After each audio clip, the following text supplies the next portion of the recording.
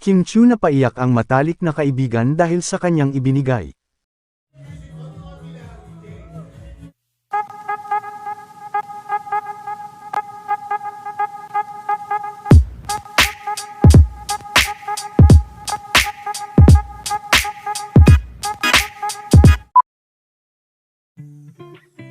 Ilang araw, matapos ang naganap na bridal shower ng kaibigan nila Kim na si Khaled Karen, ay ibinahagi naman nito ang kanyang lubos na pagpapasalamat sa kanyang mga kaibigan, at isa nga dito na talagang nakapagpaiyak pa sa kanya ay si Kim Chu, dahil bukod sa mamahalin nitong regalo, na ipinadala pa kay Ate Lakam, ay nagbigay rin ito ng sulat sa kanya.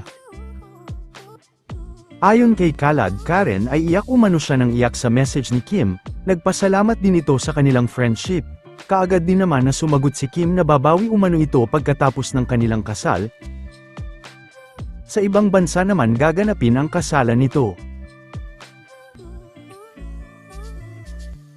Thank you very much my dearest Sisi at Chanite Princess sa napaka-bonggang regalo. Tuwang-tuwa ako lalo na si Luke. I love you very much Sisi and Ate at Kamcho.